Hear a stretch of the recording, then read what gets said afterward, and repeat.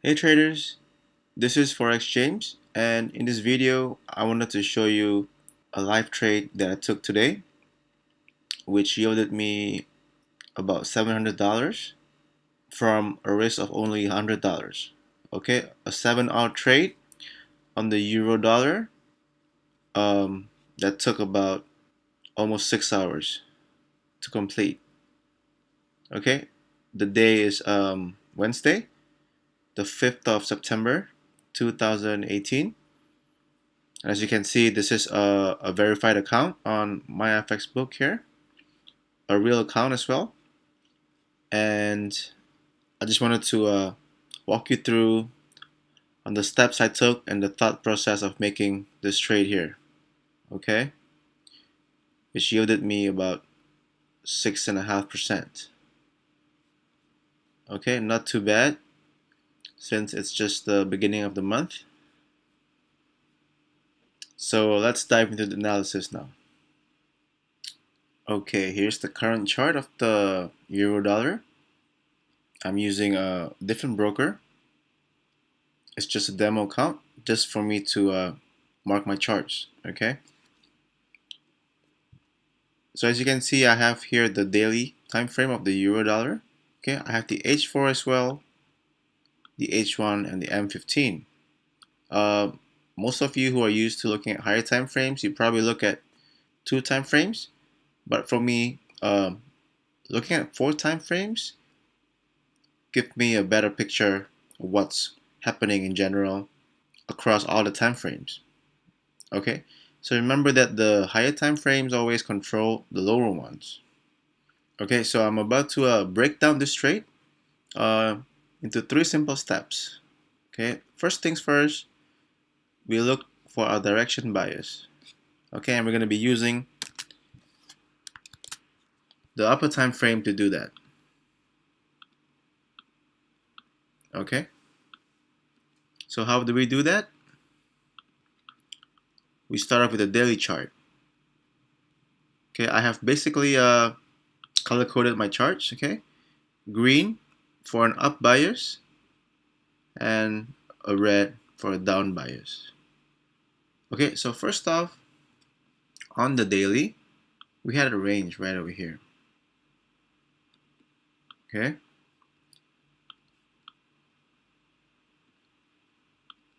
when we see a move like this happen, this is essentially a fake out. Okay, and the true support level lies on this horizontal line. Okay, remember this is just a wick on the higher time frames. Okay, it doesn't even count as a breakout to the downside. Okay, with that being said, when price returns into the range and come back down to retest this line, I immediately have an up bias. Okay, so direction is clearly to the upside for me, and therefore I've color coded my charts into green. Okay,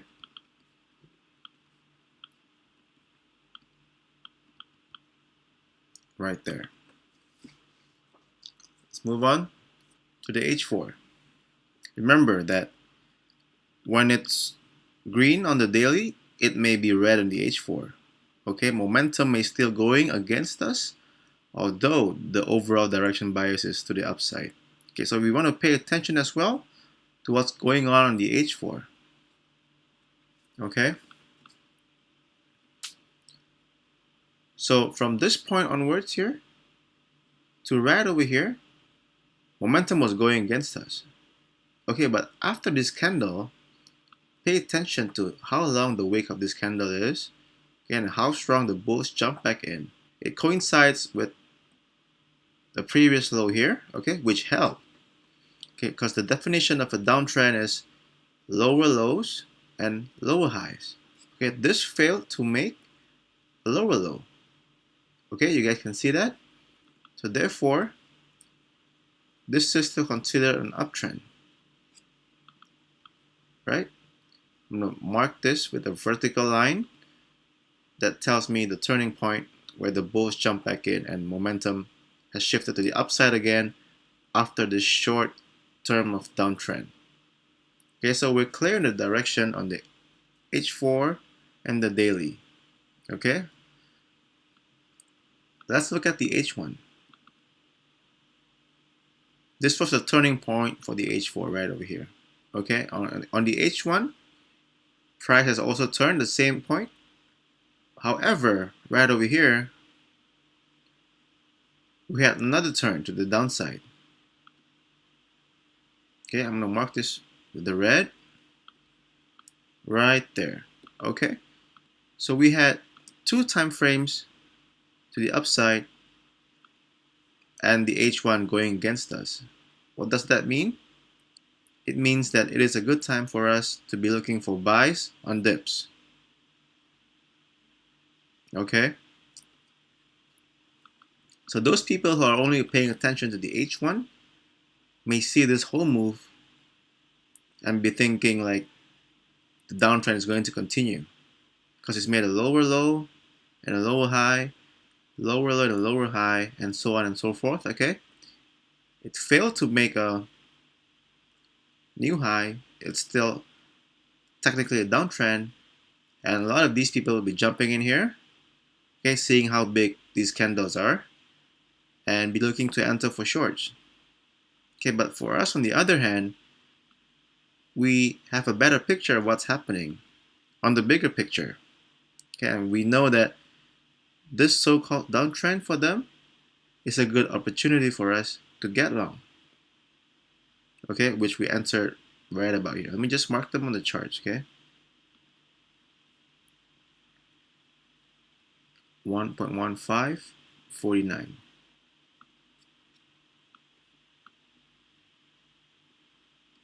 Right there.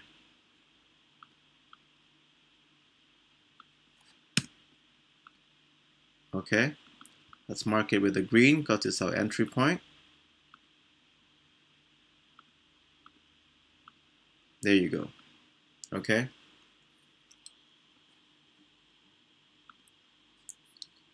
So we're good with the first step here, which is the direction of the time frame. And we've also waited for price to pull back to a demand zone. Okay, there is a demand on the H1 here. Okay, this is how I draw my rectangles to mark a demand area. However, if you were just to enter long here with the stop loss underneath, then you wouldn't have a very tight stop loss. Okay, it's gonna be about, depending on where you enter, about 20 to 30 pips. Let's just say that. So what I did instead was to go down one step further to look for an entry on the M15. Okay, which is the third step. Okay, an entry trigger on the lower time frame. Okay, let me just change the time frames back to the H1 so you know where we are. Okay, we enter right about here. 1.1549. Okay, so when price was going against us, against direction, okay, remember I was looking for longs. So I had my charts marked for these levels with blue rectangles for me to look for a long setup. Okay, for the first level, price went through it just seamlessly without any effort. Okay, it finally came to retest this demand zone here. Okay, this is a rally base rally demand zone. Okay, and when price reached this low, I already know that I wanted to get long this pair. Okay, it was planned all along the very first time we made our analysis, okay, which is to look for longs. Okay, so price reacted accordingly, and when it finally touched this demand zone, it pierced through it, however. Okay, so remember, a demand zone may not always hold to the pip. Okay, it may still produce fakeouts like these that are still valid. Okay, guys?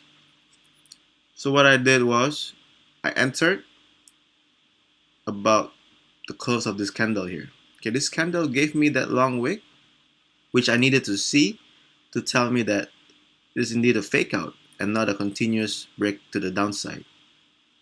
Okay, so on this M15, the trigger was to look for a candle with a long wick. Okay, it has also touched our demand zone. So this is our PRZ right about here. Okay, so I entered long at about the candle close, and with the spread, I got in about 1.1549. Okay, I had my stop loss somewhere here. I entered with one standard lot, okay, risking about $100. Okay, so once I'm in, the next thing to look for is our take profit level. Okay, there's always two exits, one for a stop loss and one for a take profit. Okay, and in this case, I've set my take profit at 1.1620. Okay, which is right here.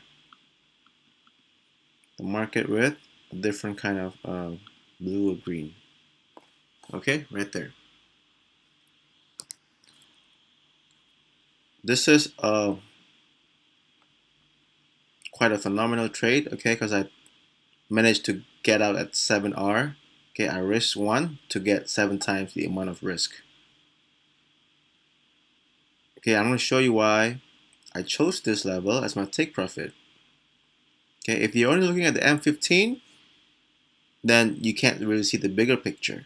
Okay, but if you look up on the H4, okay, this here is where I've decided to place my take profit, 1.1620. Okay, simply because this is the next level of resistance on the H4. Okay, it's as simple as that. At all these levels, when price approach them, it always stops. Okay, and when it stops, it then decide to range, and then it will choose its direction again. Okay, so whether it's going to break to the downside or to the upside. Okay, that's always the pattern, guys. When price approaches a PRZ, a level, it stops, it ranges, and it picks another direction. Alright, so I've decided that this level was decent enough. It's also quite probable and likely that it will get hit. Okay, some people would aim for a higher level, but for me personally, that's going to take too long to realize. Okay, because many things may happen along the way, right? We have news coming out, we have NFP on Friday and all that. So I was happy enough with this take profit level, and as long as the risk to reward is bigger than 1 to 1, I'd be glad to take it anytime. Okay guys, so that is all I wanted to share with you on how I took this trade and why I took it, and also the 3 steps that you may take and apply to your own trading to be able to make good trades like these as well. Okay, thanks for watching my video. I hope you were able to find some value in it. Don't forget to like the video and subscribe if you haven't. I'll see you soon.